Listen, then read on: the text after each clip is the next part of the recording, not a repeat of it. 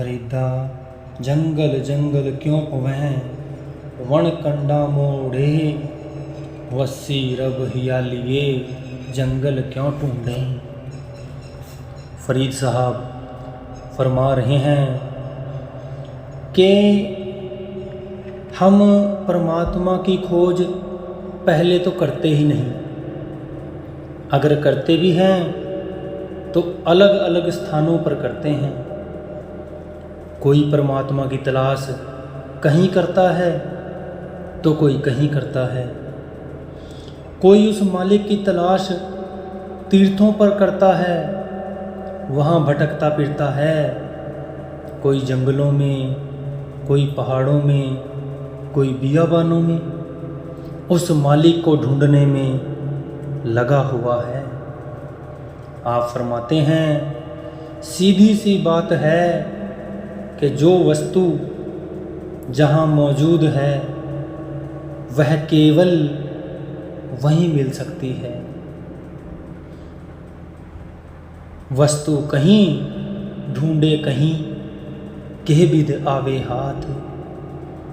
कि हमारी वस्तु खोई तो कहीं है और हम ढूंढ उसे कहीं और रहे हैं।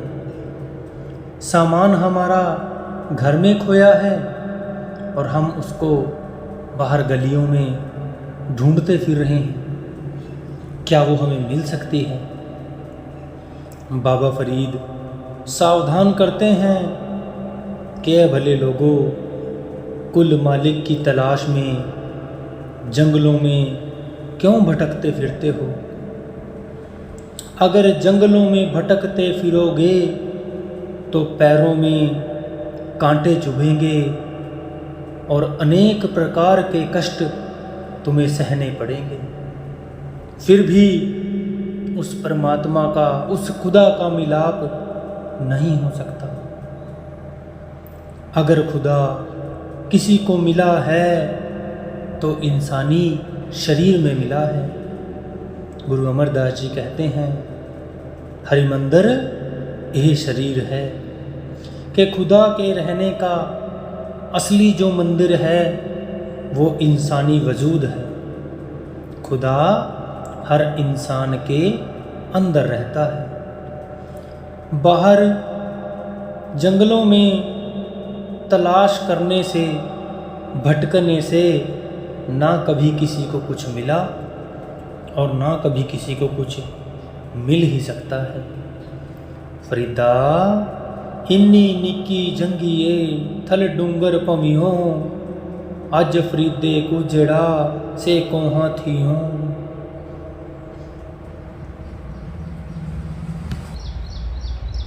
बाबा फरीद इस श्लोक में फरमाते हैं कि भाई समय बीतने के साथ साथ शरीर पर अनेक तरह के प्रभाव पड़ते जाते हैं।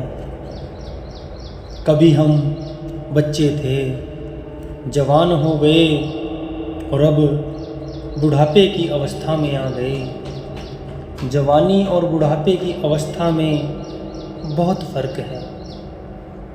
आप फरमाते हैं जवानी के समय शरीर में बहुत ताकत थी, बहुत चुस्ती फुर्ती थी। इंसान अपनी छोटी छोटी टांगों से बड़े लंबे चौड़े रेगिस्तान को पार कर लेता है, बड़े ऊंचे ऊंचे पर्वतों की चोटियों पर चढ़ जाता है। लेकिन बुढ़ापे में पहुंचकर ऐसी अवस्था हो जाती है कि चारपाई के पास रखा हुआ पानी का बर्तन भी सैकड़ों मील दूर लगता है। इंसान उस पानी के गिलास को भी उठा नहीं सकता। आप समझाना चाहते हैं कि जवानी का समय बेकार के धंधों में मत गवाओ। इस समय को प्रभु भक्ति और नाम की कमाई में लगाओ। जब बुढ़ापे में पहुंचकर शरीर नकारा हो जाता है, सरकार भी 58-60 साल की उम्र में रिटायर कर देती है कि जाओ भाई अपने घर जाकर बैठो। अब सरकार के काम का भी नहीं रहा तो आप विचार करो कि भाई बुढ़ापे में क्या प्रभु नाम का धन इकट्ठा करना आसान है? इसके लिए जवानी का समय है भाई। फरीदा राती वंडिया तुख तुख उठन पास, त्रिग तिना दा जीवना जिना विडाणी आस। इस श्लोक में बाबा फरीद विरहनी की दुख भरी अवस्था का वर्णन कर रहे हैं। आप समझा रहे हैं कि ऐ प्रीतम से बिछड़ी हुई विरहनी, प्रीतम के वियोग में समय बिताना तेरे लिए मुश्किल हो गया है। तुझे रात बहुत लंबी लगती है, वियोग का एक एक पल युगों के समान लंबा लगता है। वह विरहनी आत्मा सेज पर पड़ी करवटें बदल रही है।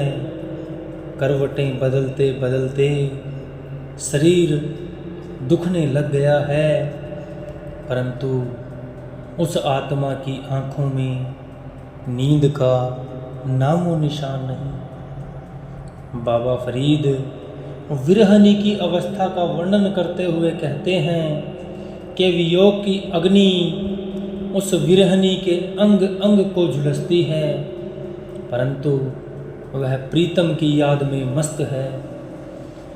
इस विरह के घोर दुख के बावजूद वह अपने प्रीतम को नहीं भूली। वह विरह की दुखदाई पीड़ा सहन कर सकती है, परंतु स्वप्न में भी अपने प्रीतम के बिना किसी दूसरी चीज़ के बारे में नहीं सोच सकती। आप फरमा रहे हैं कि उस जीवात्मा को धिक्कार है जो प्रभु रूपी प्रीतम के स्थान पर किसी दूसरे को ध्यान में रखती है, किसी दूसरे की आस रखती है। प्रीतम के वियोग में मछली की तरह तड़प रही जीवात्मा का मन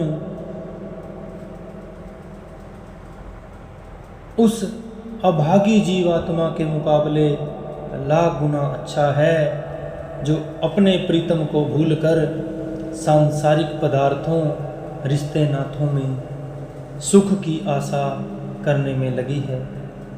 ऐसी भाग्यहीन जीवात्मा का जीवन मौत से बदतर है। जो जीवात्मा प्रीतम के लिए तड़पती है, उसका वियोग कभी ना कभी मिलाप में जरूर बदलेगा। वह मिलाप की आशा कैसे रख सकती है?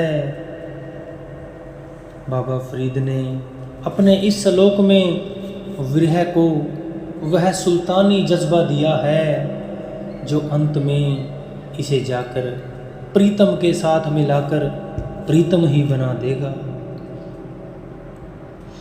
फरीदा जय मैं हुंदा वारियां मित्ता आड़ियां, जेड़ा जले मजीठ जो ऊपर अंगार। आप फरमा रहे हैं, यदि मैं आए हुए प्रीतम से कुछ छिपा कर रखूं तो मेरा शरीर इस प्रकार जलता है जिस प्रकार मजीठ अंगारों पर जलता है। आप समझाना चाहते हैं कि सच्चा प्रेमी अपना सब कुछ प्रीतम पर कुर्बान कर देता है। प्रीतम को सब कुछ दे देने में उसे खुशी महसूस होती है, उससे कुछ छुपाने में नहीं। आपका भाव है कि प्रेम में कुर्बानी की अथाह शक्ति होती है। प्रेमी के लिए प्रियतम की खुशी मुख्य है, अपना सुख नहीं। इस प्रकार गुरु या प्रभु का सच्चा भक्त प्रभु की प्रसन्नता के लिए सब कुछ करने को तैयार है। वह अपनी में अपनी खुदी को प्रीतम में फना कर देता है। वह मन चाहे कार्यों में नहीं लगता, वह वही काम करता है जो उसके प्रियतम को अच्छे लगें। अपने आप को मन के अधीन ना करके उस प्रभु की रजा में अपना समय बिताता है। फरीदा लोड़े दाख बिजूरियाँ किकर बीजे जट होंडे उन कताइंदा पैदा लोड़े पट। आप फरमाते हैं कि कितने आश्चर्य की बात है कि जाट बोता तो किकर है, परंतु उनसे बढ़िया किस्म के अंगूर चाहता है। वह कातता तो ऊन है, परंतु पहनना रेशम चाहता है। बाबा फरीद आश्चर्य प्रकट करते हैं कि दुनिया के लोग किस अकल के मालिक हैं जो बुरे कामों में से अच्छे फल की आशा करते हैं। संसार के सभी लोग कर्म भी मनमर्जी के करना चाहते हैं और फल भी मनमर्जी का लेना चाहते हैं। यह किसी प्रकार संभव नहीं। आप समझा रहे हैं कि मिर्च के बीज बोकर सेब खाने की इच्छा रखना मूर्खता है। इंसान को प्रत्येक कर्म सोच समझ कर करना चाहिए। कर्म करने की आज़ादी और फल भोगने की मजबूरी, ये दोनों साथ साथ चलेंगी।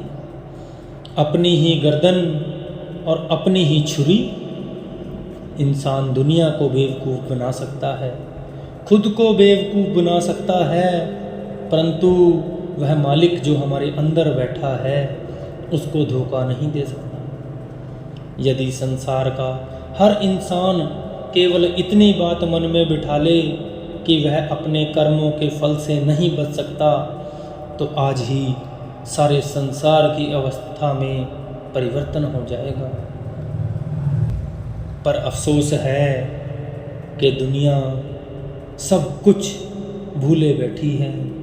उस सर्वशक्तिमान न्यायकर्ता परमात्मा के इस बनाए हुए कर्म और फल के विधान को समझ नहीं पाती। यही कारण है कि वह स्वयं भी अपने दुखों में उलझकर इस 84 में फंसने का सामान तैयार कर लेती है। फरीदा गलिए किचड़ दूर कर नाल प्यारे नहीं, चला तपीजे कंबली राह टूटे नहीं। आप फरमा रहे हैं कि मेरे प्यारे का घर दूर है, बारिश हो रही है और गली में कीचड़ है, परंतु मेरा प्रीतम के साथ प्रेम है। यदि जाता हूँ तो कंबल भीगता है, नहीं जाता तो प्रेम टूटता है, यानी प्रेम को लाज आती है। आप दूसरे श्लोक में इसका उत्तर दे रहे हैं। पीजो सीजो कंबली अल्लाह वर्षे में जाए मिलाती न सीजना टूटे ना ही नहीं।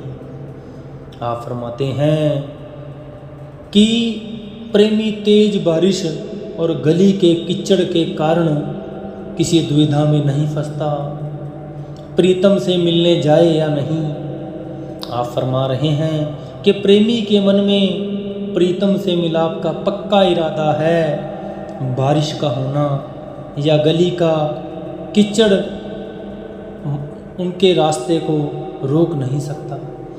कंबल का भीगना प्रेमी के रास्तों को रोक नहीं सकता।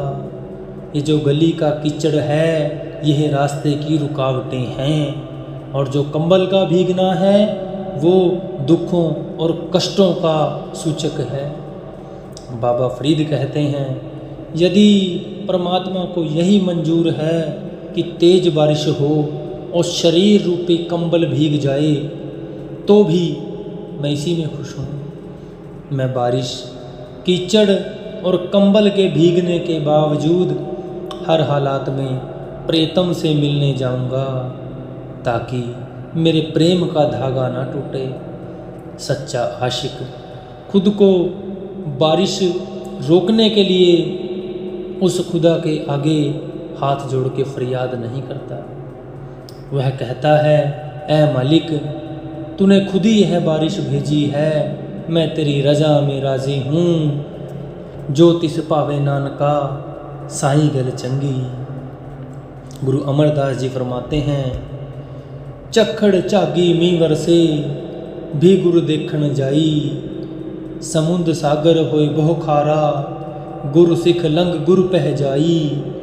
जो प्राणी जल बिन है मरता त्यों सिख गुरु बिन मर जाई। ज्यों धरती सोभ करे जल बरसे त्यों सिख गुर मिल बिगसाई, त्यों सिख गुर मिल बिगसाई।